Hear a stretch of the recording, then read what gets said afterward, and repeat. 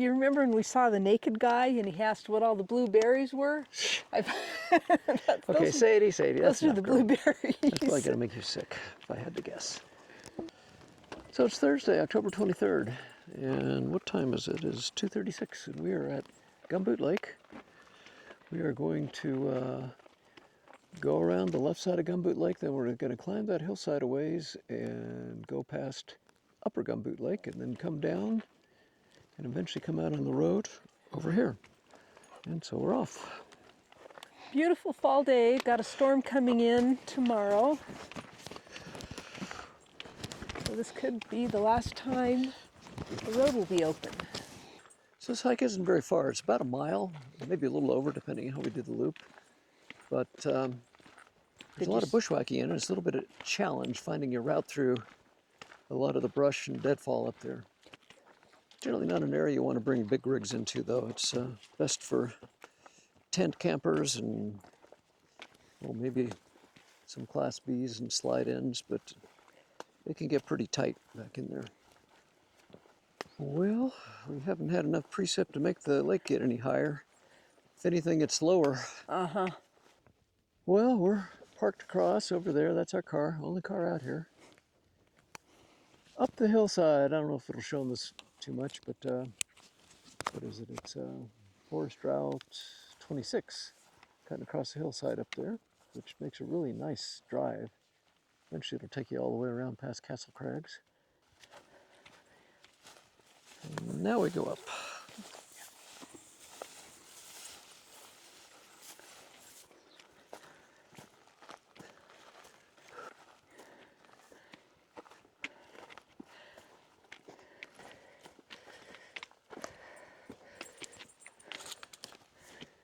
And I think, I don't know, might have been over here, I went over it, but maybe not.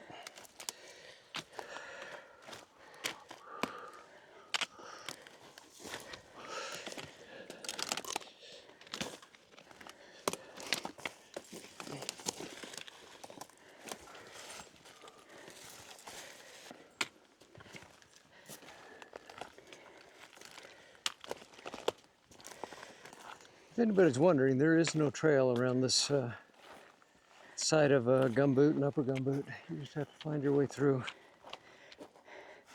So do you think still go that way or head this way? Okay. Here we are. Found a fire ring. What's that? Found a fire ring. Yeah. Getting close. Well, you see things like that. People used to drive here too. Yeah. And Sadie knows the way. She does.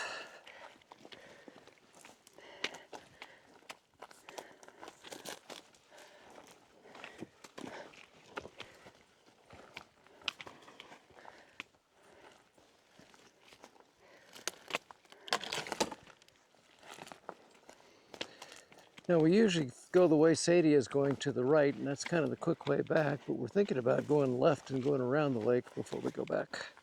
And of course, this is Upper Gumboot Lake. Hey, Sadie, we're going this way, girl. This way, Sadie.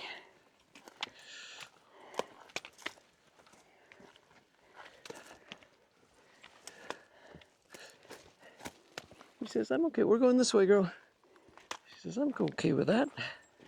She just knows the way we normally go. Oh, it's a little marshier when we were here last time. It's continuing to get lower and drier. Yep. So it gets a little deeper. Getting her cool down. Yeah. In general, these just work a lot better than GoPros. Yeah, I can't believe how easy they are to put on the mount. That's sure sweet. Mm-hmm. And if the batteries last longer. I should tell you, when you go to take them off, there's two little things on the side. You just kind of pinch those in. And Okay. right off. Okay. You don't notice it when you put them on because it just kind of clips right in. Snaps on. And where is Sadie? Oh, she's up there. Okay. Long ways up there, but she's going around the lake as she should. Uh-huh. Never really seen anybody trying to swim or fish or do anything up here. Rarely see anybody up here at all. We have occasionally, maybe twice last summer. Mm-hmm. Yeah, rare.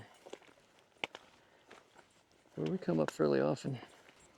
And the route we took up, which we've got in the video, and I'll post the GPS track, is just one of many ways you can come up here. But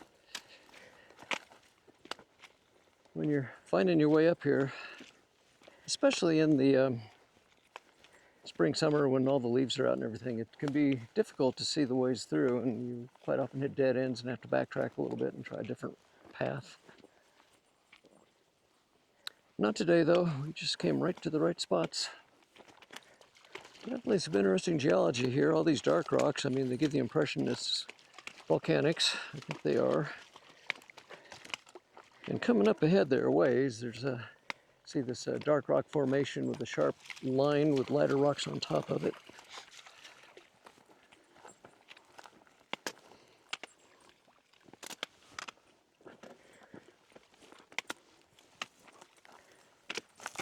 Well, I think we need to go up. It looks a little muddy where our dog is. Yeah. Got a little water trickling down through here.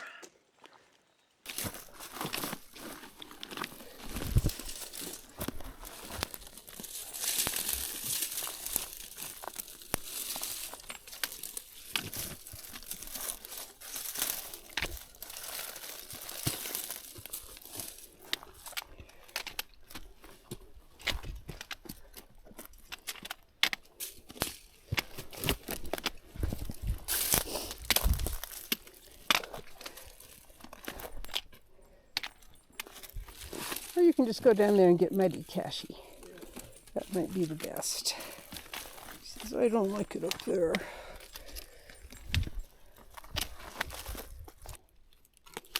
Kashie says it was much easier going my way.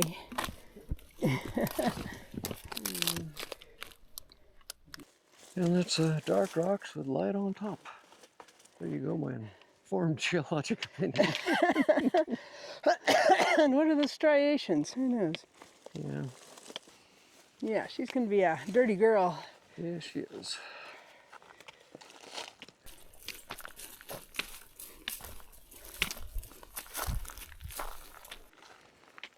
So last summer we came up here and we saw about 2, maybe 3 tents pitched and a full-size long bed, old kind of beaten up pickup truck lifted. So they managed to drive in here. And driving in here is not easily done. I was talking to them, seems like they had to roll the rocks around, make some little bridges and everything, even with the lifted truck. But they made it. I'll show you just to let people see what it would take if you were going to try to drive here.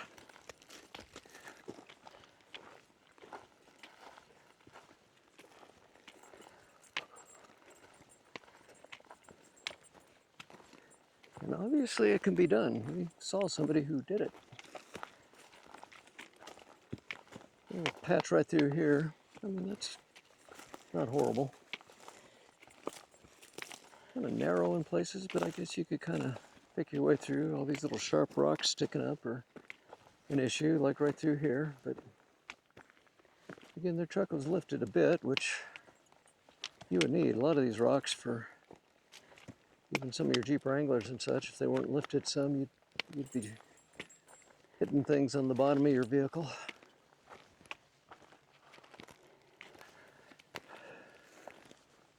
Anyway, if you got the right kind of vehicle, it can be done, and we've seen it done. Oh, Sadie's way down there already. I think they came in this way. We'll go out this way. This is worse, but the way they came in wasn't as bad. And Sadie is already up there on the kind of the main road that goes through here. But that road is kind of sketchy also, not as bad as this by any means. I've seen a lot of people kind of drive up that road.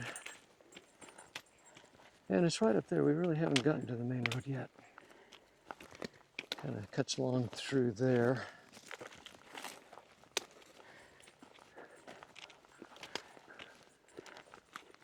And when you see the main road, it's much better than what we're walking on at the moment. Still not for the faint at heart, though. So where does the road go to? It connects up there with FR26. We hiked Okay. it all the way out once. Sure.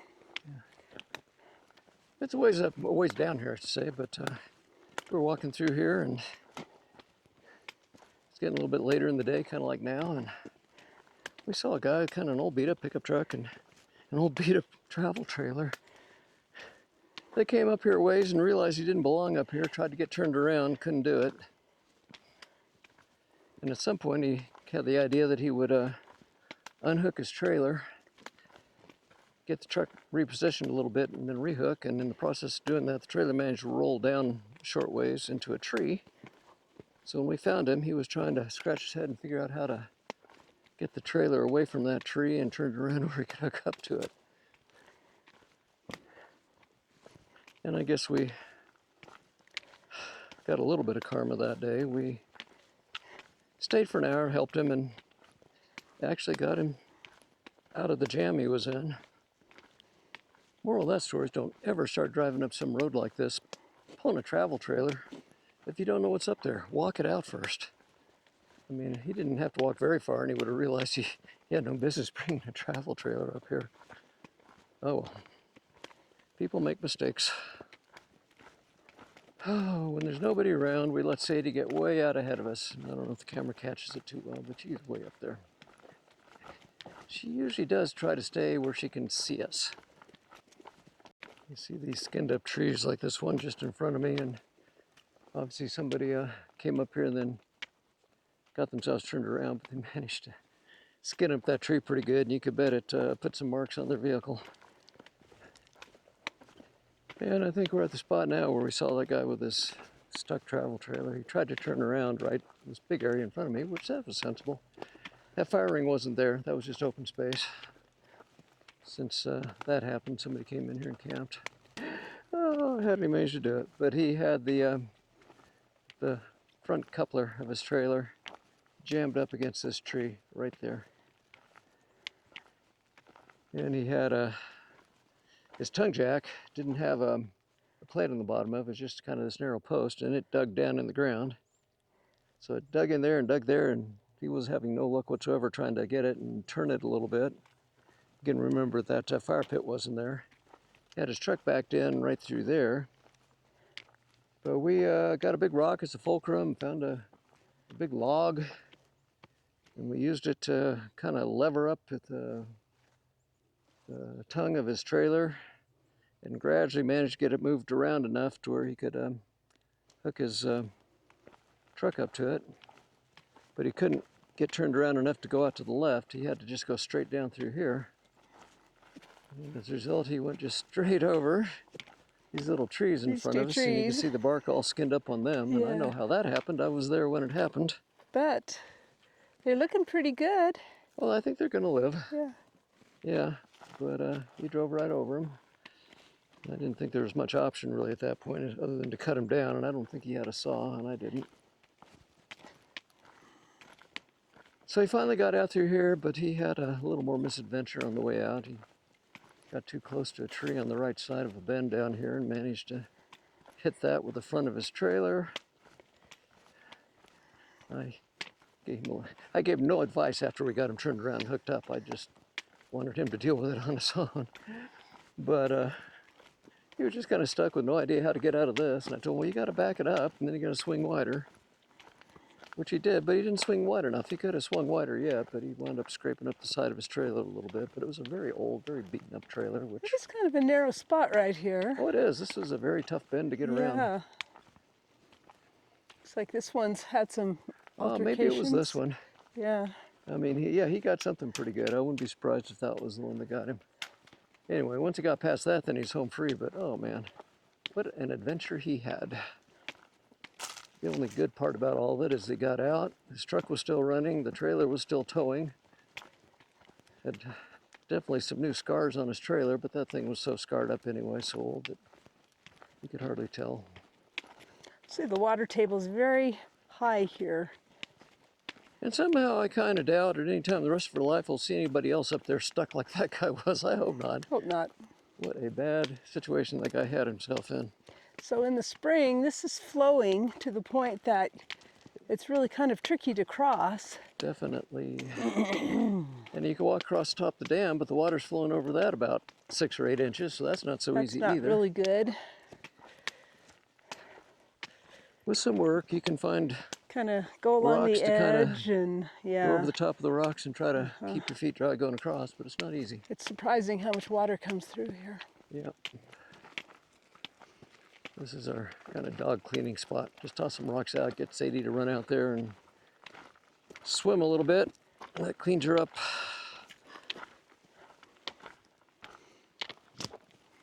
Are you ready? Got to go further than that, girl. Come on, Sadie, there you go. Further yet. Further yet. She says, I don't understand this game. Yeah, It's not a game. We want you to get all wet and get some of that to wet swim off. a little. Yeah. There we go.